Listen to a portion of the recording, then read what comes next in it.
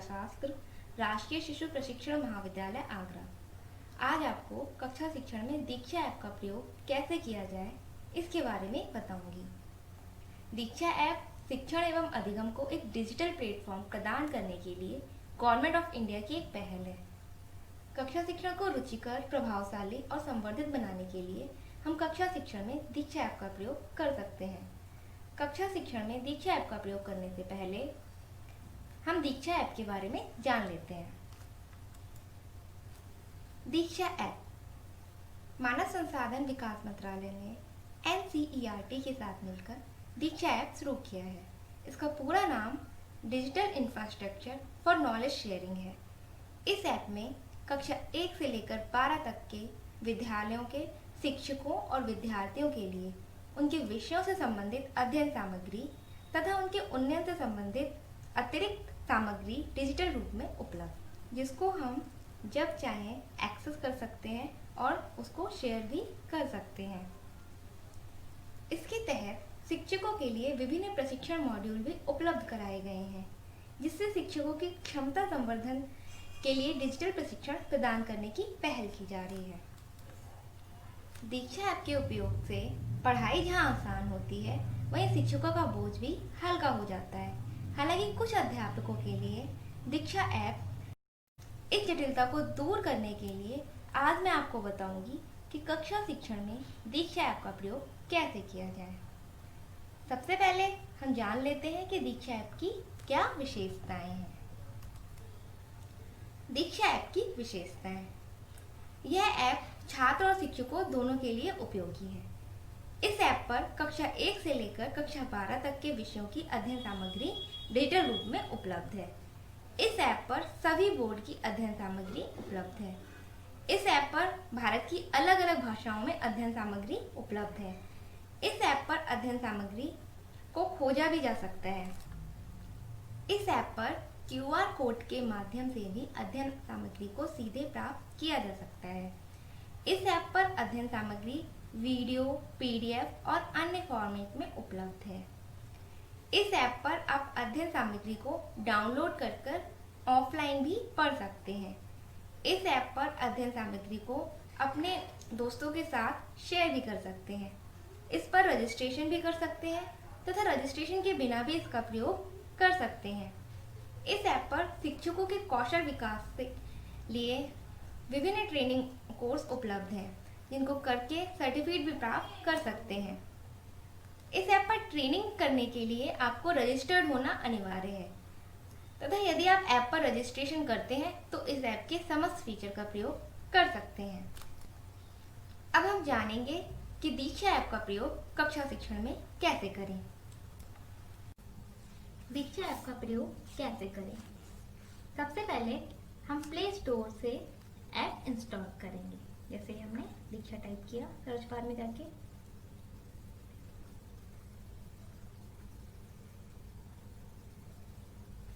दीक्षा app को install करेंगे। इसके लिए आपके एंड्रॉयड मोबाइल फोन में OS वर्जन 5.0 से ऊपर का होना चाहिए। ऐप इंस्टॉल करने के बाद हम ऐप को ओपन करेंगे।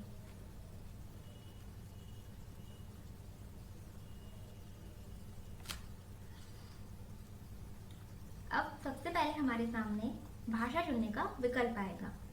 हम जिस भाषा में भी अध्ययन सामग्री चाहते हैं उसे चुनेंगे। हम यहाँ पर हिंदी में चाहते हैं, हमने हिंदी को चूज किया। उसको चुनने के बाद जारी रखे पर टैप कर देंगे। इसके बाद हमारे सामने 3 विकल्प आएंगे: शिक्षक, विद्यार्थी और अन्य।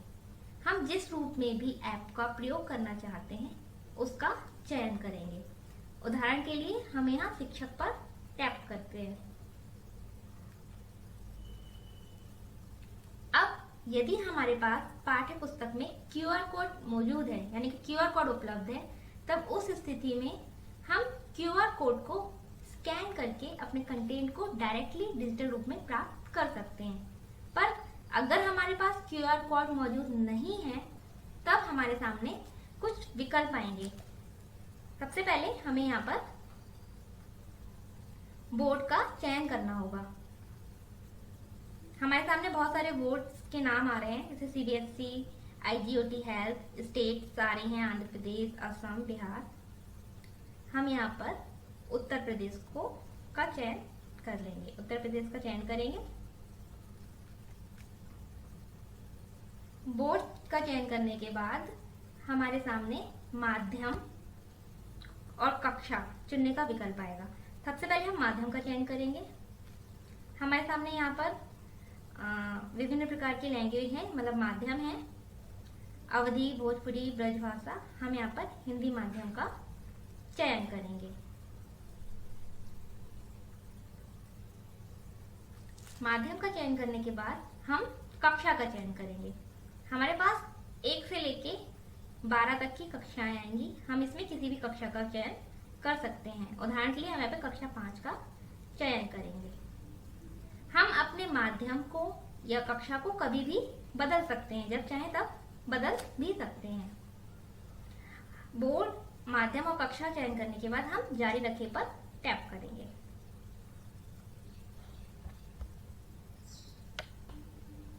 अब हमारे सामने स्क्रीन खुलेगी जिस पर ऑप्शन आएगा चूज ए टेक्स्ट बुक।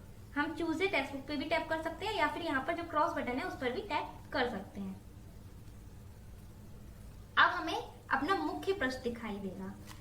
मुख्य पृष्ठ पर हमें मेन मुख्य रूप से 3 फीचर्स दिखाई देंगे।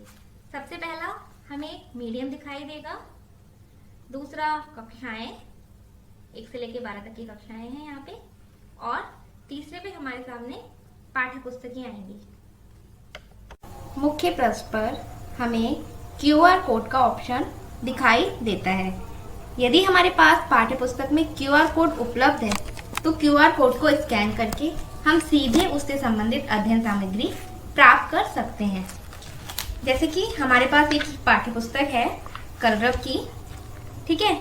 इसमें हमने देखा है कि फ्रंट पर पेज पर ही, इसमें पहले पेज पर ही QR कोड उपलब्ध है और इसने फौरन ही इसको स्कैन कर लिया, और स्कैन करते ही इसमें सारे चैप्टर्स लाइन से इसके आ रहे हैं।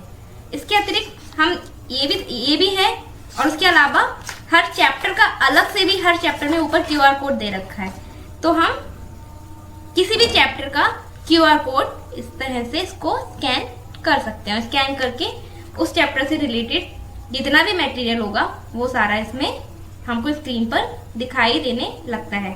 और फिर उसके बाद हम जिस भी वीडियो को चाहें, जिस भी मटेरियल को चाहें उसको ओपन कर सकते हैं, चला सकते हैं। जैसे कि चैप्टर 1 का जो है इसमें दिख रहा है, एक वीडियो दिखाई दे रही है, इसको हम इस तरह से चला सकते हैं और उसको जब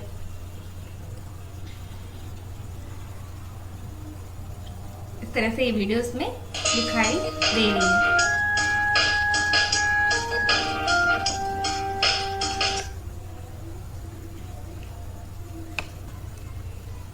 अगर हमारे पास पाठ्य पुस्तक में QR कोड उपलब्ध नहीं है तो हम फिर वही हमारे सामने हमें दूसरे ऑप्शंस को ऊपर जो दिए हैं मीडियम, क्लास और पाठ्य पुस्तकों, उनको जाके सेलेक्ट करना होगा, और उनको सेलेक्ट करने के बाद हम अपना अध्ययन सामग्री प्राप्त कर सकते हैं। हम मीडियम फीचर से कभी भी मीडियम को बदल सकते हैं और इसी प्रकार अपनी कक्षाओं को भी कभी भी किसी भी कक्षा को बदल सकते हैं।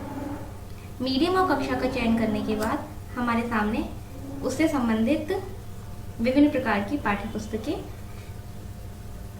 दिखाई देती हैं स्क्रीन पर, और पाठ्य पुस्तकों के साथ हमें विभिन्न टीचर्स टूल किट वीडियोस भी दिखाई देती हैं। अब हमें जो भी विषय पढ़ना या पढ़ाना है उस विषय को सेलेक्ट करेंगे।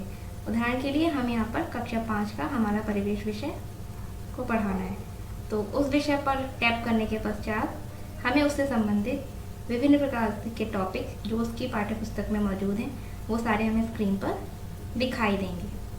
अब हमें जिस भी टॉपिक से संबंधित अध्ययन सामग्री चाहिए उस टॉपिक को हम चयन करेंगे। उदाहरण के लिए हम यहाँ पर चैप्टर का चयन करते हैं जंगल और जनजीवन। अब जो टॉपिक हमने चयन किया है उससे संबंधित विभिन्न प्रकार की जो अध्ययन सामग्री हैं वो हमें किस किस रूप में उपलब्ध हैं वो सभी हमें दिखाई देती हैं, वीडियोस, आलेख और इंटरेक्टिव वीडियोस। हम देखते हैं कि हमारे चैप्टर से संबंधित कौन कौन से वीडियोस हमारे पास उपलब्ध हैं। तो इस चैप्टर से संबंधित 3 वीडियो हमें स्क्रीन पर दिखाई दे रहे हैं। हम उस वीडियो को जब भी चाहें चलाकर देख सकते हैं और बच्चों को दिखा सकते हैं।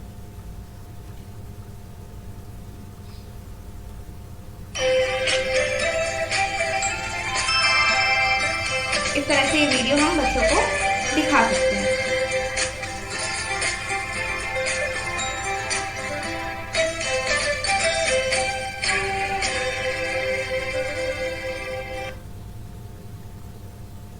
उस वीडियो को हम डाउनलोड ऑप्शन से डाउनलोड भी कर सकते हैं और शेयर ऑप्शन से शेयर भी कर सकते हैं। ठीक है, इस तरह से डाउनलोड ऑप्शन से डाउनलोड और शेयर ऑप्शन से शेयर कर सकते हैं। अब हम देखते हैं कि उस चैप्टर से संबंधित कौन कौन से आलेख हमारे पास उपलब्ध हैं। फिलहाल उस टॉपिक से संबंधित कोई आलेख हमारे पास उपलब्ध नहीं है। कौन कौन से इंटरेक्टिव वीडियोस उपलब्ध हैं, तो हमने जिस चैप्टर का चयन किया था उससे संबंधित एक इंटरेक्टिव वीडियो हमें दिखाई दे रही है। उस वीडियो को हम चला सकते हैं, जो उसमें हमको मैच करना है। हमारे पास 4 वर्ड्स हैं, उनके सामने उनका सही मिलान करना है। जब हम उसको सही मिलान कर देंगे, जैसे कि वन संरक्षण, यहाँ पर चिपको आंदोलन, सुंदरलाल बहुगुणा, वन महोत्सव सबसे पहले के.एम. मुंशी ने किया था, और मैती आंदोलन हमारा गढ़वाल का आंदोलन है, हमको पता है।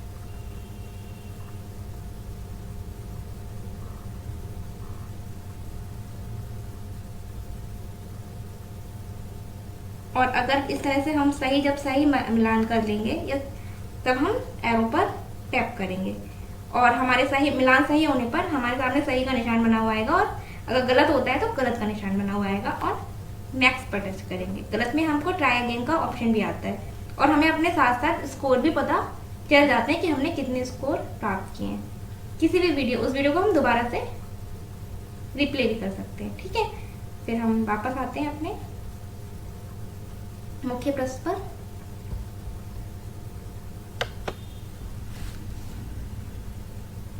हम देखते हैं कि हमारे पास विभिन्न पाठ्य पुस्तकों के अतिरिक्त अध्ययन सामग्री भी उपलब्ध है। जैसे कि यहाँ पर हम देख रहे हैं टीचर्स टूल किट वीडियोस हैं।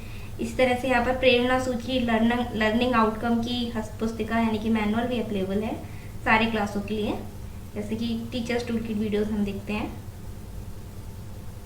इसमें हमारे पास विभिन्न टॉपिक हैं जिनसे संबंधित वीडियोस और इंटरेक्टिव वीडियोस आलेख उपलब्ध हैं। जैसे कि उपसमूह बनाना, दिमाग को दे आराम, इस तरह से विभिन्न प्रकार की एक्टिविटीज, ठीक है, जो कि हमारी अतिरिक्त लर्निंग अधिगम सामग्री है, जिसको हम कक्षा शिक्षण में प्रयोग कर सकते हैं। मुख्य पृष्ठ पर हमें ऊपर की ओर सर्च का ऑप्शन भी दिखाई देता है, जो लेंस जैसा बना हुआ है, सर्च का ऑप्शन। इसके द्वारा हम किसी भी कक्षा की विषय वस्तु को खोज सकते हैं। इस पर हम टैप करते हैं और यहाँ हम कंटेंट लिखते हैं जो कि हमें खोजना है। मुख्य पृष्ठ पर हमें नीचे की ओर 4 ऑप्शंस दिखाई देते हैं: पुस्तक संग्रह, कोर्स, डाउनलोड्स और प्रोफाइल। पुस्तक संग्रह, जैसा कि हमें जो भी हमारे पास पुस्तकें अवेलेबल हैं, अध्ययन सामग्री, वो सब हमें पुस्तक संग्रह में दिखाई देगी। इसमें विभिन्न पुस्तकें और विभिन्न प्रकार की टीचर्स टूल किट और मैनुअल्स हमें स्क्रीन पर दिखाई देती हैं। कोर्स में हमको जो भी हमारे टीचर्स ट्रेनिंग कोर्सेज अवेलेबल हैं हमारे लिए ऐप पर, वो सारे हमें दिखाई देते हैं, और उन कोर्स को हम तभी ज्वाइन कर सकते हैं जब हम दीक्षा ऐप पर लॉग इन करते हैं। लॉग इन करने के लिए हम लॉग इन पर टच करके उसको लॉग इन कर सकते हैं। ठीक है, अगर हमने लॉग इन कभी नहीं किया है, हमने अपनी आईडी नहीं बनाई है, तो हम इसको पहले रजिस्टर्ड हेयर पे जाके रजिस्टर भी कर सकते हैं। ठीक है, उसमें जो भी इंफॉर्मेशन मांगेगी वो सारी हमको फिल करनी है, और जाके हमारा वो हम इसमें रजिस्टर्ड हो जाएंगे। तो इन कोर्सेज को कर इन ट्रेनिंग कोर्स को करके हम सर्टिफिकेट भी यहाँ से डाउनलोड कर सकते हैं। पर हाँ, इन कोर्स को करने के लिए हमें लॉग इन होना जरूरी है, और हमें इस पर सबसे पहले रजिस्टर्ड होना जरूरी है, क्योंकि जब हम रजिस्टर्ड होंगे तभी हम लॉग इन कर सकते हैं। अदरवाइज हम बाकी जो उसके फीचर्स हैं, स्टडी मटेरियल जो हम प्राप्त करना है, वो हम बिना लॉग इन के भी प्राप्त कर सकते हैं। डाउनलोड ऑप्शन में हमारे सामने हमें वो सारे अध्ययन सामग्री दिखाई देगी जो कि हमने अभी चलाई है अपने ऐप पर या उस पर डाउनलोड करके रखी है, और उसको हम कभी भी ऑफलाइन देख सकते हैं और उसको हम हटा भी सकते हैं इस तरह से।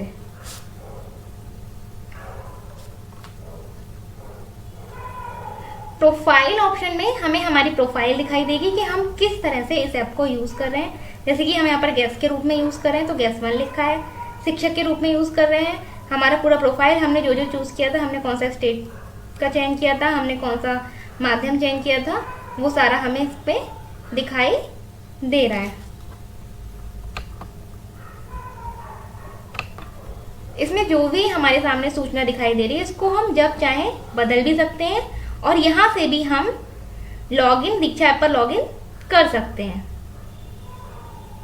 और अगर हम लॉगिन नहीं है तो हम यहाँ से रजिस्टर्ड भी कर सकते हैं, और हम अपने गूगल से भी लॉग विद गूगल यहाँ से भी लॉगिन कर सकते हैं। किसी भी तरह से हम इसको लॉगिन कर सकते हैं।